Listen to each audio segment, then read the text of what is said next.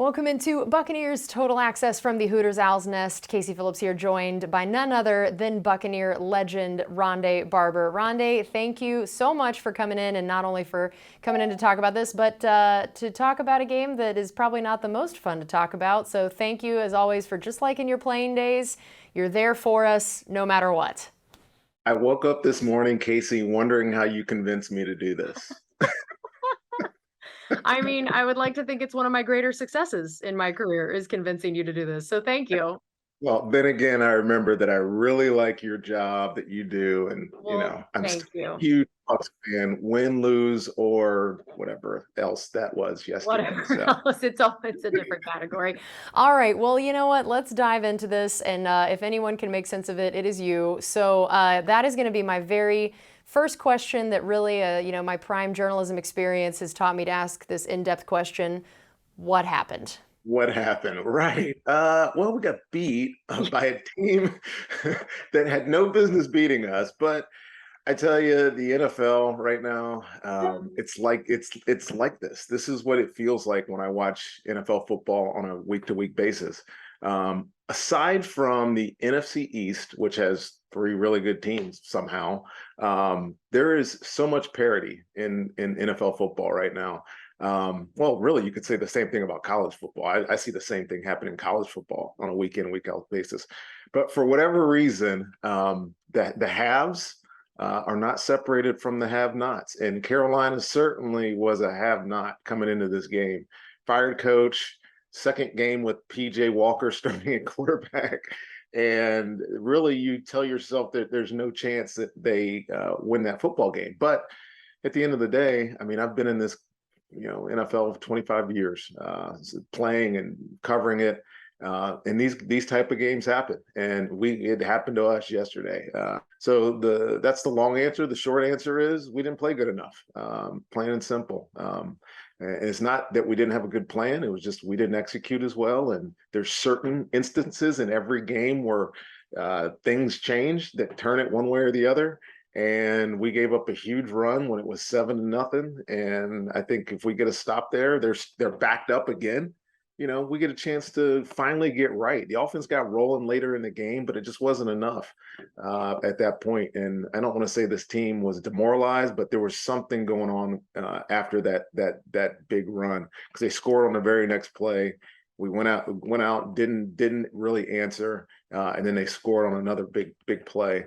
And all of a sudden it's 21-3, and you're scratching your head saying, how did that happen? But we all watched it. We know what it looked like. So all you can do is bounce back, right? And no better way to bounce back than a 3-day week and go play on Thursday. I mean, I was going to ask, do you feel like this is the best or worst time to have a Thursday night game? That's a great question, Casey. I'm trying to remember back when I was playing, if I ever had one of these kind of demoralizing losses, so to speak, and then had a Thursday game. And I can't remember if I did. Maybe I did. I played long enough. I'm sure one of them happened that way. But I think it's the best thing. Not only because you get a more immediate chance to correct it, but it gives you a certain sense of urgency.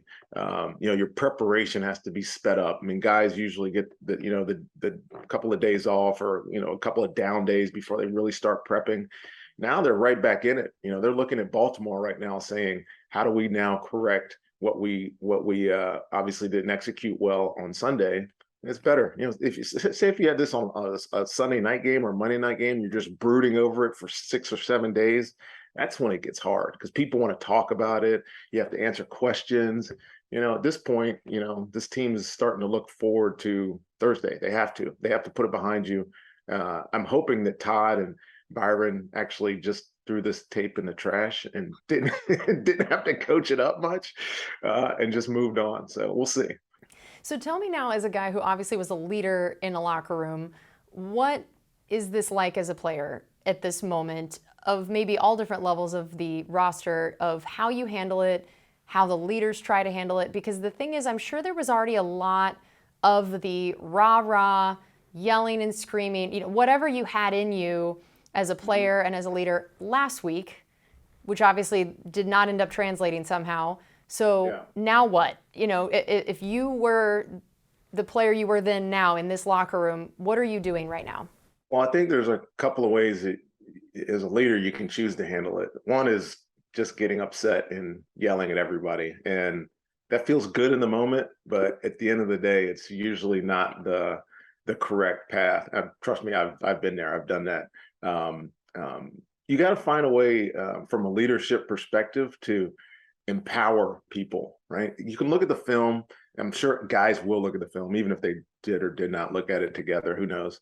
But you can look at the film and you can find some good things. Like I have to do film session, as you know, for the website, and I'll find good stuff, but you can't lean on the good stuff when it's a bad ad. I remember having good games. I remember having good games when we played poorly, and I never felt good about them. And so I think from a leadership perspective, you have to just accept that it was a bad performance, and then look at yourself in the mirror and say, what can I do, first of all, better, and what more can I do while still doing my job? Those messages need to be relayed from the top down, and I believe that this team is veteran enough, has enough veterans that will happen. The worst thing you can do is, like I said, is just dwell on it and point fingers and tell people why they're wrong. At this point, it's the 53-man roster is what it is. There's not going to be a lot of change. So it's about people in the room rallying around each other, and honestly finding a way to deal with adversity. Adversity makes you better a lot of the times, right? I heard Aaron Rodgers, who's in the same boat, right? Green Bay's in the same boat as the Bucs are right now, 3-4. He's like, sometimes it's the best thing that can happen to you because you have to lay it all out there and realize that you're not good enough right now. And that's what this team needs to do. We're talking to Bucs legend Ronde Barber, and it's like you read my mind of what my next question was. My next question was going to be, so what are the changes that can or need to happen at this point in the season? Because, like you said, that you kind of have the people you do for the most part. I mean, maybe there's a trade or something by the deadline, but you have these people in the building. So now what? How do you make some changes and right the ship? Well, that's it's funny you say that, because when I watch the game film, and I write notes to myself at the very top of the page, I said, "Change for change's sake," right? Not that you're wholesale changes. I mean, you're not going to scheme a new defense or scheme a new offense or call plays drastically different, but sometimes a change for whatever reason, and however minuscule or grandiose the change is, it'll help. And it's just a different way of doing it, whatever it is for that particular player, that particular unit or group of players. It can make the difference, because at least it makes it feel like you're doing something, right? What we're doing is not working. Right, it hasn't worked in 2 games against 2 teams that we certainly should have beaten. So now you got to ask yourself, and this comes from the coaches, it comes from the leaders in the locker room, it comes from the best players. You're not talking about rookies or young guys who really aren't playing. You're talking about the guys that have been there before. What is the one change that you can make that gets us over the edge? And to me, this team is way too talented to have these kind of outings. So for me, if I'm in that locker room, if I was in that locker room right now, I would be wanting everybody to say, how can I have even more enthusiasm about going to practice today, and then practice the next day, and then wake up loving my job on Wednesday because I know I have to win a game on Thursday. That's where this team needs to go, and I hope that character reveals itself in the next 3 or 4 days.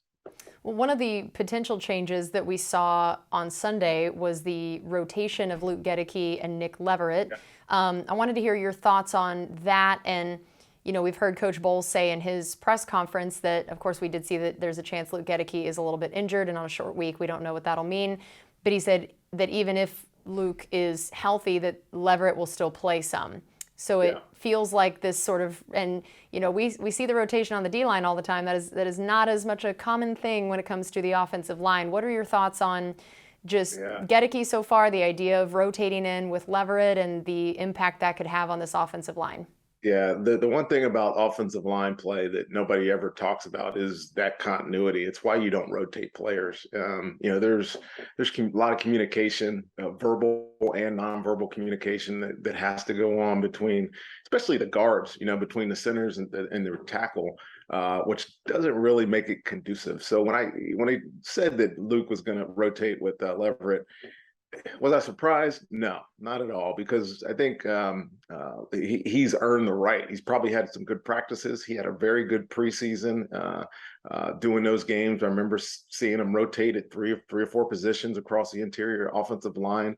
So they know they had value in Nick. And then you put on the film and you see the struggle. There's been a little bit of a problem at left guard, and we knew that. Luke he's a rookie. He's probably a year away from having the functional strength to deal with some of the guys that he's had to deal with. But you learn best by putting guys in situations to learn. Unfortunately, he's on a team where the expectation is that he's got to be at least as competent as Allie was for the last 6-7 years, and that's just not the case. He hasn't proven that he is that guy yet. So you rotate based on basically who's earned it, right? Luke earned it right to start to begin this year. He hasn't played as well as I think he or the team would have wanted him to. So now you give Nick a chance. At least you're getting the opportunity now for those guys to compete in season, which doesn't happen very often. You let them compete, see which one comes out better, and hopefully when this ship is righted, proverbial ship there, one of those guys takes the job by the reins, and the play gets better overall. That's what you're looking for. It's not necessarily throwing in the towel, but it's certainly putting that position on notice. And I think this past game, Luke struggled a little bit again. Nick went in, I think did a good job. I mean, he had a couple of plays too where I was like, okay, obviously hasn't played in 7 weeks since preseason 3. But it's still that change for change's sake. That's more or less some of the things that I'm talking about. You make moves like that, so you put the whole team on notice and say, look, something's got to give. If this is it, this is it. If it's not, we'll keep trying to find out what it is.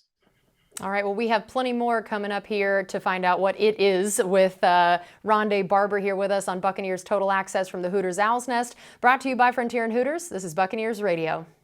We are back here on Buccaneers Total Access from the Hooters Owl's Nest. I am joined by Buccaneer legend Ronde Barber. Before the break, we were just talking about the rotation of Luke Gedeke and Nick Leverett, but how about we talk about the rest of the O-line between, Robert Hainsey, now that we've gotten to see him in that role for a while, the new addition of Shaq Mason since this last year, and then also the tackles, just what you've seen from the group as a whole, even though we know that the Luke Gedeke Leverett storyline is kind of the bigger one as of lately. What about the rest of the group this season?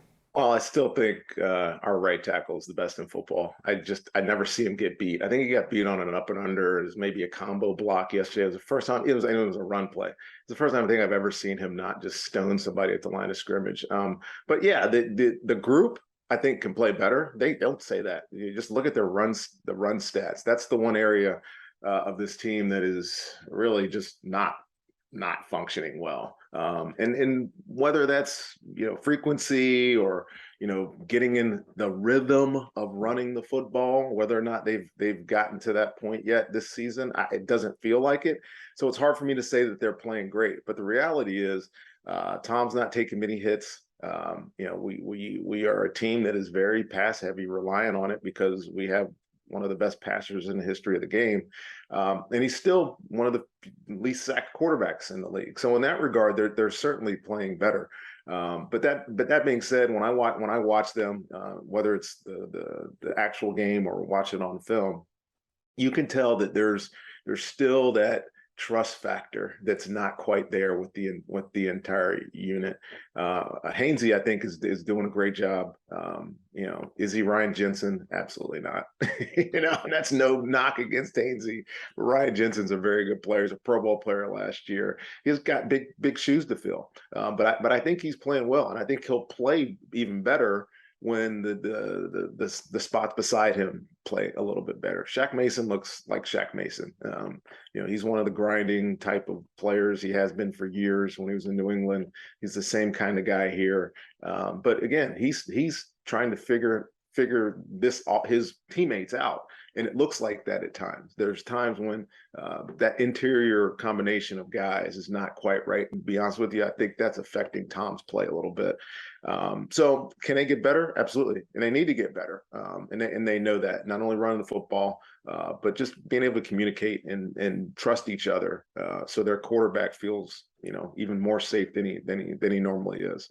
You brought up the run game a little bit, and I wanted to ask about the struggles in particular on third down of this offense. They only converted 2 of them. They were 0 of 6 the second half, and I'm sure these are sort of related of the run game and then the third down offense. And but just overall the situational football and then the run game at large, what do you feel like you see when it comes to, especially, again, the situational aspect of whether it's third down, it's red zone, it's the killer plays where it's any time of the game you never want to miss a play, but man, there's some times that it felt like they have missed plays at the worst times. Yeah, I talked yesterday when some guys asked me about what the problem was, what went wrong. Well, I was like, missed opportunities, and not only missed catches. Mike Evans missed catches to start the game, third play of the game, fourth play of the game, whatever that was, but also third down opportunities, short yardage opportunities. Those are times when you have to win, right? And if you're going to be a good team and you need to get 1 yard on 2 downs, you have to be able to get 1 yard on 2 downs. And if you're looking for a microcosm of why we weren't able to win that game yesterday, that's it. We couldn't get 1 yard on 2 downs inside the high red area. Those are game-changing type plays, missed opportunity plays in situational football, where good teams do. You can go across the league and look at the teams that are winning and winning consistently and playing consistently on offense, and they're converting those. Now, is that execution? Is it play calling? I mean, that's not a question for me. For me, it's the attitude of the situation. Are you going to dominate situational football, or are you not? And yesterday we didn't. We didn't dominate situational football because that game's entirely different. If we score the first missed opportunity, Mike Evans, and then converting on that third or fourth down, and then going in and scoring. And I think our team, when we were a 30-point per game offense, we used to put so much pressure on teams that they always felt stressed trying to keep up. It hasn't felt like that in the past couple of weeks, to be honest with you. It doesn't feel like that offense has that killer instinct, if you will, of scoring points and making teams feel like they have to catch up. I mean, I watched Kansas City play yesterday afternoon, and San Francisco's always like, oh, I got to catch up. Oh, I got to catch up. They get a 3 and out. Kansas City scores. That used to be how the Bucs offense works. When our offense gets back to that point, and I don't know how they're going to do that, but I expect them to do that at some point this year, it'll start looking like the team that we know that this team can be. So let's talk a little bit about some of the potential reasons for that. First, let's talk about Mike Evans and Chris Godwin. We'll talk about the rest of the wide receiving core right after this. But I know that we've heard, Coach Bowles and Leftwich talk about needing to do more to maybe get those guys open, and particularly Mike, where, in last week's game, he catches all 4 targets, but it's only 4 targets. And, the Steelers secondary was depleted, and you're thinking, how is a guy like Mike Evans not open more often? And looking at the 2 of those guys, we really thought Chris Godwin coming back would be a big part of that as well, if maybe Mike isn't doubled as much. But what would you say is the usage of those 2 guys? What can or should be happening with the both of them in this offense to get them going a little bit more? Yeah, well, Mike is Mike. He's one of the best 5 receivers in football. I don't care what anybody says. I don't care what his numbers look like. He's big. He's fast. There's not a one-on-one situation where he shouldn't win. I think Mike had 15 targets yesterday. He had 9 catches. I mean, obviously he dropped a big one, but when I looked at Mike, if I eliminate that first play, the first play that he didn't make, he had a good game, and a lot of his catches were towards the end of the game. We're trying to rush back into this football game, but to me, it doesn't matter who's covering Mike. Mike should be targeted like he was yesterday. I mean, unfortunately, none of those resulted in big play touchdowns. They were all long yards gain. I think he had 2 or 3 plays over 15 yards or whatever, but they didn't result in anything. Now you marry that with what we have in Chris, and Chris is amazing. I could talk about Chris all day long just because of the dirty work that he does, not only blocking game, but catching screens, running through traffic, making some ridiculous catches. I mean, just on balls that probably should be thrown better, he's still making ridiculous catch. He had a third down catch that was in traffic that anybody else on his team would have went down for it and would have been incomplete. It was a first down. It was an important first down on a third down call. So what should they be doing? They should be doing exactly what they're doing. When those guys have the games that they had yesterday, I mean, Tom still threw for 290 yards, and most of it was to those two guys. Kate Otten had a big day, obviously. Some of those catches were late in the game, but he had another big day. Most of our offense should go through those guys. So it's up to me. If you're asking me, it's up to everybody else to complement them. So once you start feeling like, oh man, I got to take so much put so much attention on 13 and 14 that whoever else is out there needs to be able to take advantage of that. And we just haven't been able to do that. Not in 2 weeks. We have not been able to do that at all. And can you put some of that on Tom? Sure. But Tom's going to get his guys opportunities to make plays. They just got to make them for him. And that goes back to the run game, right? I sit here and watch teams that thrive play action pass. You don't get anybody to react against play action pass unless you're actually running the ball well, and we're not running the ball well. Big plays happen when you are able to draw up linebackers, draw up coverage, make defensive, back sevens, eyes, do crazy things, and then all of a sudden you hit a huge play. We just haven't been able to do that. So I don't know that you can blame Chris or Mike for any of that. I think they're doing their jobs well enough. Everybody else has to play a little bit better. And then we'll close the offensive part of this out with just what is your thought on the way Tom Brady has looked this season? How much is about what he's not as capable of doing because of the O-line or because of some other weapons or injuries or issues? And where is he still thriving in ways that maybe even people don't recognize or see as much, because he did just break the franchise record for consecutive passes without an interception, which of course second on the list is Tom Brady, third on the list Tom Brady. He has the top 3 stretches of that in franchise history. So we know he's still good at protecting the ball. We know he's still good at getting out quick. Overall, what would you say if you were looking at Tom Brady this entire season, the way he's executing and playing despite what else is going on? All his numbers are down, certainly. I mean, I know he's top 10 in passing yardage, somewhere 19. I think he's maybe a couple yards behind 5th, which is Josh Allen. Where he's playing well is that getting ball out of his hands. Only has 1 interception on the year. He's not taking any sacks. Where he's not playing great is getting the ball or getting our offense in a position where we're converting third downs consistently. We're not there. I know he uses a check down a lot. Leonard Fournette is, I think, 3rd on our team in receptions behind those 2 receivers we were just talking about. But you still have to move the chains. And to me, he doesn't want to stay in there long enough to let some plays develop. And there's been times where he's missed some open guys. He'll tell you that he's missed some guys. He has to be better on some of his throws. But where he's lacking this year is just production. He only has 8 touchdowns. There's the leader in the clubhouse in touchdowns is 20, and there's a bunch of guys at 15 to 17, and he has 8 touchdowns on the year. That is un-Tom Brady like, and there's lots of reasons for that, some of which we've already addressed.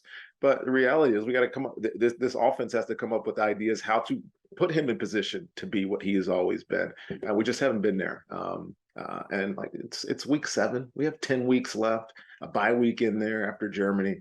They got time to figure it out. And hopefully it's sooner rather than later. So let's get into your bread and butter a little bit, the defensive side of things. First, I feel like Bowles' scheme feels like it definitely would have lent itself to Ronde Barber pretty well. And I think I've loved hearing how the players are excited to play in his scheme because he gives so many different guys the opportunity to make some big splash plays. And we've also talked about how a lot of these guys have been in his scheme only in their career almost, or it's been now years of kind of growing up under Bowles. And yet he's still saying that there are some busted coverages, there's some miscommunications, and we saw last year end on a miscommunication on defense. And so I think everybody assumed that would be such a point of emphasis that we wouldn't see it as often this year. How do you kind of lay out this scheme and what you've seen in terms of the way it is setting people up for success, but then the way that somehow there are still some lapses that are happening with it? Oh, it's very multiple, but with multiplicity comes a lot of learning. And if I were in layman's terms, very simply trying to lay out, some of our struggles this year, it's that you're asking, some really good football players to learn a lot, and I see it a lot in the run game. If you talk about when Todd's talking about guys missed assignments and mental errors and whatnot, a lot of that is just do your job, whatever your job is on that particular play. I mean, you may only get to run that play one time in the game. Do your job that play. The breakout run, it's gap integrity. It's so simple, and this defense allows so many guys to play, but it's also asking a lot of guys to do a lot of different things on a lot of different plays. So if you have, say, for instance, the B gap, that run play, and I'm not trying to put them on blast here at all. If Vita Vea stays in his gap, it allows the defensive end to come down and close the running back down. It's maybe a 3 or 4 yard gain. It takes one guy to get a yard, half a yard out of his gap for that to gash, and then it gashed, and he broke some tackles, and all of a sudden it's a 60-yard or 65-yard run, whatever the heck that yardage run was, and that doesn't happen. This defense has always predicated itself on being gap sound, playing strong up front, letting our big guys take all the pressure off the second level guys, and then those guys make tackles. Devin White should make every tackle in this defense. It's set up that way, but until the guys up front do their job, he can't do his job. And then you see guys start trying to do too much, and then at the end of the day, you're not doing your job, right? I love defense because it's not subjective. Do what you're supposed to do, and the play works. And if it doesn't, we'll figure out why they schemed up that play for it not to work. Maybe we don't call it again.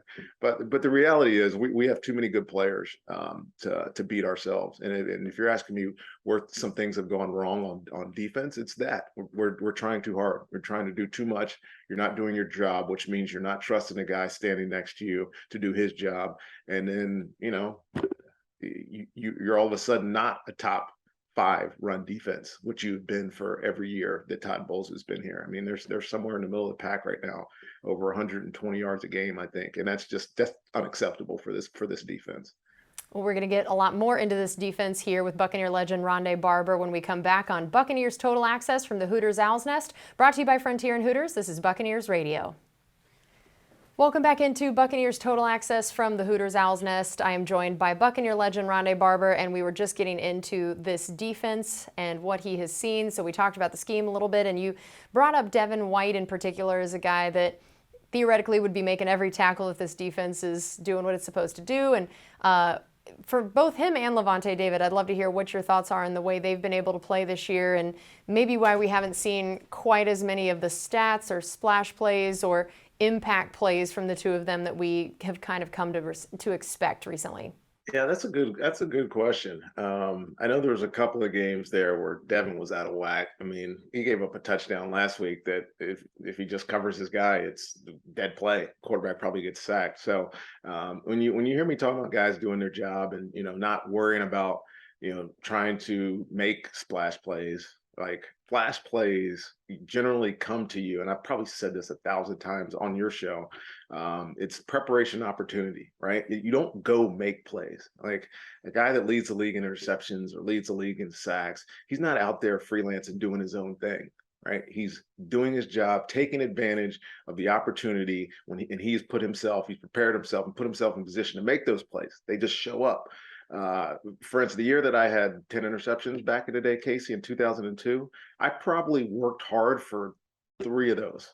The rest of them were just opportunity hit me in the face, right? Doing my job. Oh, ball, interception. And you're like, how did he have 10 interceptions? Well, he'll put the tape on, just doing his job, right? And so if you're asking me about those two guys, when they do their job and they do their job to the letter of the law, letter of the defense, they play great. They don't need to do anything extra. They're such freak athletes, especially Devin.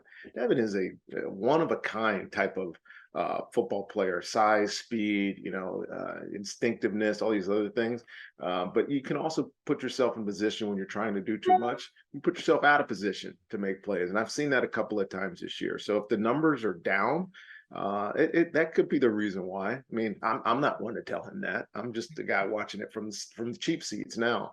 But if I'm looking to diagnose him and some of the things that have gone wrong this year at that position, it's that, and it's simple fixes, right? He doesn't need to do anything more than be the Devin White that we know that he can be. So now, how about we talk about Antoine Winfield Jr., which I feel like is going to make you really happy to talk about because I think it's made a lot of Bucs fans very happy this year that he has been such a bright spot no matter what else has been going on in this new role, still so young, and has just flourished no matter what they've asked him to do. So tell us a little bit about what you've seen in terms of the way he's tackled this new role, the way it's set him up to be making incredible plays, and then now that he has entered the concussion protocol, what it would mean to be missing him potentially this next week. Yeah, you nailed it with tackling. The guy is the best tackling safety I've ever seen, and I mean ever. And I remember his rookie year, maybe his first game. Somebody had a breakup run right up the gut, and the way that he brought the runner to the ground, I was dumbfounded. I was like, you can't make that tackle head on, and he did. He cut the angle. He made the runner go one direction, and then wrapped him up and brought him out. And I was like, okay, that's amazing. Like people won't think of that as just a regular tackle. But then you put the film on year in and year out, game in and game out, and he just does it over and over and over again. And they're certainly asking him to do a lot. Playing safety and then coming down and being the nickel is rare. I mean, obviously, there's been some guys do it over the years. Buda Baker does it in Arizona. Tyrann Mathieu did it for years with all the teams he did, Arizona and then Kansas City and New Orleans now. But if there was a player that could define that role, safety nickel, it's already him. I don't know anybody that's done it better. Plays great in space. I already mentioned how good of a tackle he is. He has awesome anticipation, and he reads offenses as good as anybody I've ever seen. The play that you were talking about, he's in the concussion protocol. The play that he made on that snap was the best play of the game on defense. He had a blocker in front of him. He foot faked him, which he's a safety. You're like, how do safeties foot fake wide receivers? Well, he foot faked him. Receiver never touched him, and then unfortunately, when he hit the guy, he kind of got a piece of his knee and drove his head into the ground. That's why he went to the concussion protocol. But it was an unbelievable play, and I've seen that over and over and over again from this kid. And ask me, he's the best player on the field. I've been saying it for weeks now. Probably went into this year knowing that, and I think Todd knew that when he moved him down there because. Yes, we've had some great players in there. Sean Murphy-Bunting has been our nickel for the past couple of years. But if you're looking for a more physical presence in there, it's what he brings, and a guy that can cover in space and a guy that can do a good enough job playing man-to-man when he has to. He's perfect candidate for it. And he's just ran with the role and just thriving in it. So hopefully, we probably won't see him on Thursday, but hopefully he's back from and out of that protocol quickly. Because he's an invaluable piece. I mean, you put D. Delaney in there who took his job, and D did well enough, but D. Delaney is not Antoine Winfield Jr. Yeah, nobody is. And how about some of the other safeties, and especially now that we know Logan Ryan going to be out for an extended period of time? And where do you think we stand currently with the safety role, especially when Winfield is kind of having to duck in there and play nickel a bit? What have you seen from guys like Mike Edwards, Keanu Neal, and where you feel like we just are in general with our safeties at this point? Just in general, in the secondary, you're very thin right now. I mean, there's a reason PJ Walker was able to have the day he had yesterday. I thought Zion in his first, I know you're asking me about safeties, but I'll talk about the whole unit in general here. But Zion had a tough day. He's a rookie getting his first real significant game time, and he struggled. He missed 2 or 3 opportunities just guessing or thinking he was doing it right, and the touchdown was inexcusable. But the safeties, Keanu Neal, I thought played great. He's had to take on a bigger role than probably was anticipated because Logan got hurt and now is out for another extended period of time. I'm not sure when he'll be back from his foot injury. And it's putting a lot of pressure on Mike Edwards. Mike's having to do a bunch of different jobs that he probably wasn't really anticipating having to do to start this year. And now, because Keanu's mostly a down guy, he's not a middle of the field type of safety. He's a box guy. I mean, he played linebacker in Dallas last year. But what that brings you is a physical presence, where I think that's where Keanu excelled yesterday.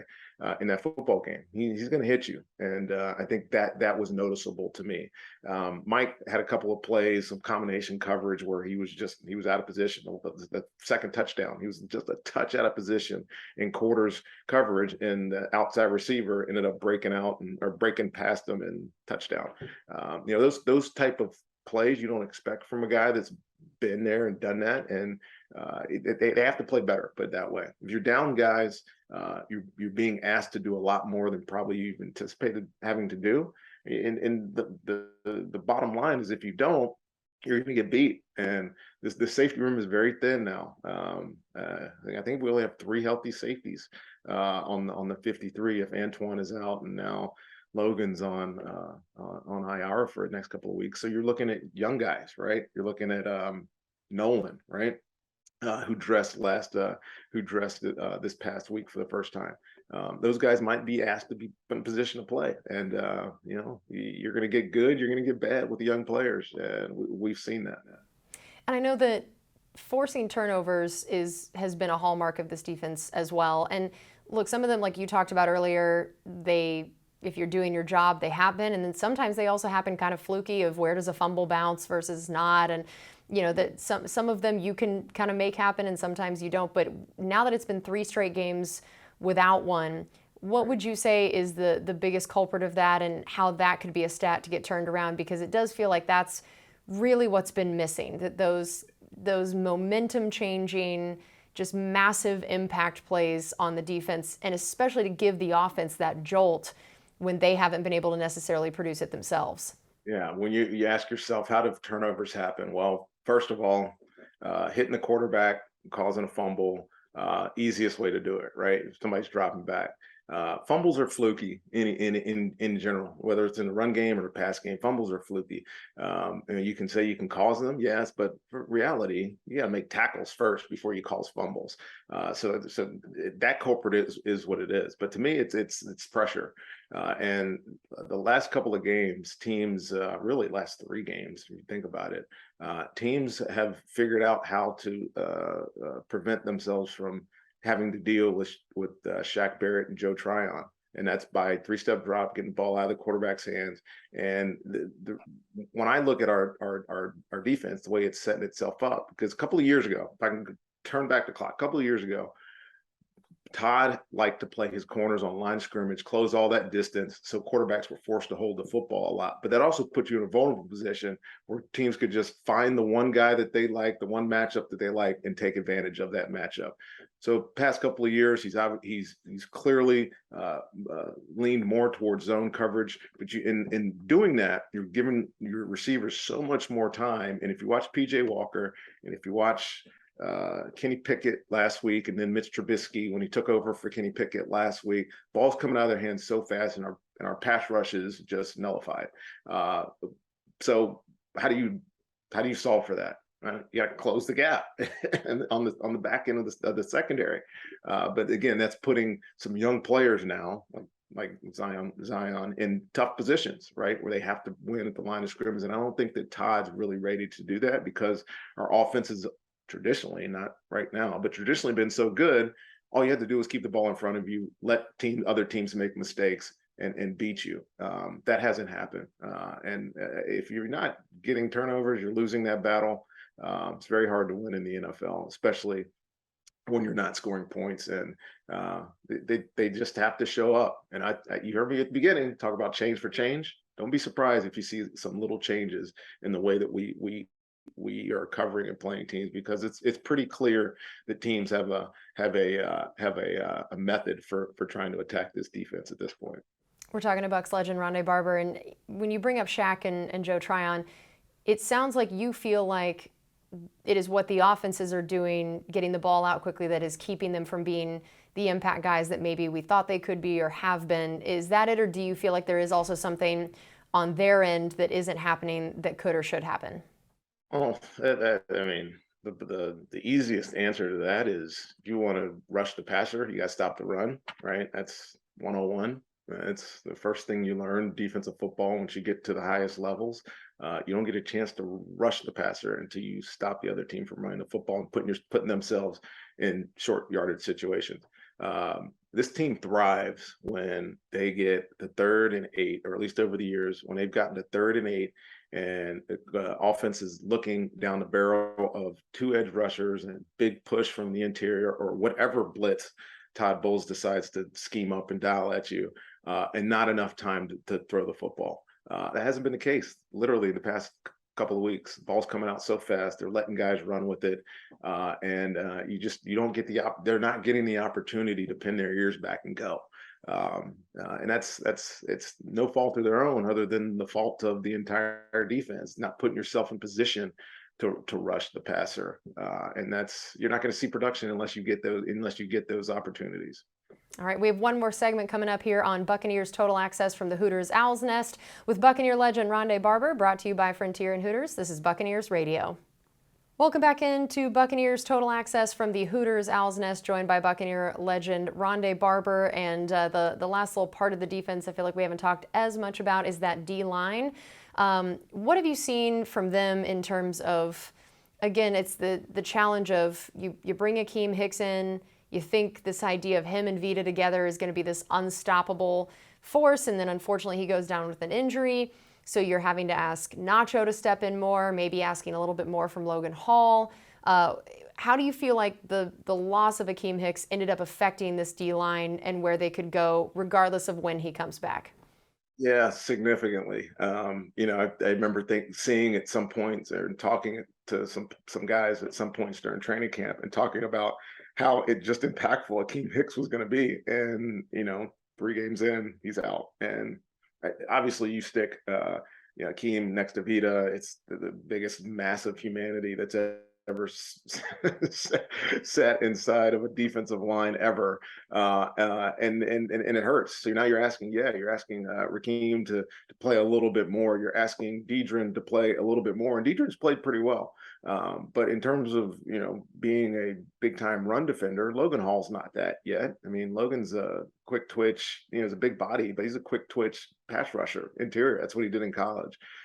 So it's certainly disrupted some of the things that we've tried to do inside. But at the end of the day, those guys still have to do their job. They still have to take up the slack for missing Akeem. And at times they have, at times they have not. We've had probably more gash type runs against us this year than I've seen in a long time. I don't want to say that's the sole reason, but it certainly doesn't help. I know that you're a good guy to ask this question to. Will Golston, what he has meant to this franchise, because he is now past one Warren Sapp for the most games played as a D lineman in franchise history, and I think he's even just in the top 10 of all players in games played for this franchise now. What have you seen from him and the impact that he has that I feel like so often goes unnoticed? That there's, I think, Levante David, who doesn't get enough respect, and then to me, Will Golston would maybe be a close second on that. Yeah, he's been in the league for 10 years, and not many people know about it. Not many Crazy. people, like, you don't stay in the league for 10 years unless you're a good player. Will's invaluable. He plays that interior defensive line, defensive end position. I mean, when we first drafted him, he was drafted as a 4-3 defensive end, which I don't think that he is. I think he's a 3-4 defensive end, which essentially means that he plays inside of an edge rusher. Now he's much better in the role that Todd has him now for the past 4 or 5 years than he ever was as an edge. Come out of Michigan State, I mean, 6'6", a guy that wasn't like a speedster. I don't think, I mean, he was like a 4'9", 40 guy, right? It wasn't like he was ever going to be a blazer on the edge. He was just going to have to be a tough guy and a guy that does all the dirty work inside. And that's exactly what he's done for 10 years. And you can tell how much the staff and the coaches, they trust him, and they know they can put him in there and get consistency out of them. Are you going to get a lot of production, like huge sack numbers? No, but you're going to get exactly what you see out of them week in and week out. And that's doing your job, giving a push up front, allowing other players to make plays for you. I love Will. Will's one of the guys I put on the film and know that exactly what I'm going to see from him. So that's good to have those type of players. We're talking to Bucs legend Ronde Barber. And so now let's turn the page to this Ravens game because it is coming in fast. What do you think is going to look like Thursday night trying to contain Lamar Jackson and just facing this Ravens team overall? The matchups on each side of the ball that you think are going to be particularly challenging? How about Lamar? Yeah. Yeah. Lamar is a one-man wrecking crew, man. There's two quarterbacks in the league that lead their team in passing and rushing. Lamar's one, Josh Allen's the other. So obviously rare company there. And Josh, I think, only has 230 yards rushing. Lamar has 510. He's the fifth leading rusher, period, in the NFL right now. So it's him. He's a one-man show. He's out on a mission. He's been that way the entire year. And he continues to put his team on their back. Now, this team is, I've done some deep dives into them past couple of weeks because there's only two teams that this year that have had double-digit leads in every single game. One is Philly, who's undefeated. The other is the Ravens, who are 4-3. So this could be a 7-0 football team if they played as well as they play in the first half of games. But the reality is they make every game close. Cleveland almost came back, probably had a chance to win that game this past Sunday, if not for an offensive pass interference on a go-ahead touchdown last week. So Ravens defense leaves a little bit to be desired, I think, right now. They lost their defensive coordinator, Wink Martindale, who's now the defensive coordinator on the 5-1 New York Giants. So their scheme is the same, but they're not playing as well in the scheme as they have in the past. So I think there's some opportunities there. They have Marcus Peters, one of the greatest corners of his generation. I know he came off injury last year. He hasn't played as well. Marlon Humphrey's another great player on the other side of the ball. So but our matchups, I think, with Mike and Chris Godwin, Russell Gage in the slot, favor us because this team gives up a lot of points on defense. The Baltimore Ravens do, especially in the second half of games. We just have to get ourselves in a position where they're going to have to chase us. And if you do, I think you win the game. And on paper, I like the way we match up against them. Well, I also know you and I are going to get a chance to do a Q&A in Germany coming up. How excited are you to be a part of this trip to Germany, and maybe what would that have been like for you as a player as well to get a chance to go play there? I think I would have liked to gone over a little bit earlier than this current Bucs team's going over because I've never been to Germany. This is my first trip to Germany. I can't wait. Been to almost everywhere else in Europe. Never been to Germany. So, but yeah, I'm excited. I know that's a couple of weeks away, playing Seattle, who has probably the longest trip in the history of the NFL from the West Coast to Munich. But we should be excited about the next couple of games. This one obviously is in prime time. Who do we play next week? I'm blanking on our schedule. Oh man, who are we playing between those two? Forget. Oh, the Rams. Yeah, the Rams. That's right. The Rams come to town, which is a rematch, and kind of a year in and year out rivalry all of a sudden since we've both been so well back-to-back Super Bowl champions there, and then a game in Germany against a team that's coming from the West Coast, who, by the way, is playing a lot better than I thought they would play this year. That's true. Yeah.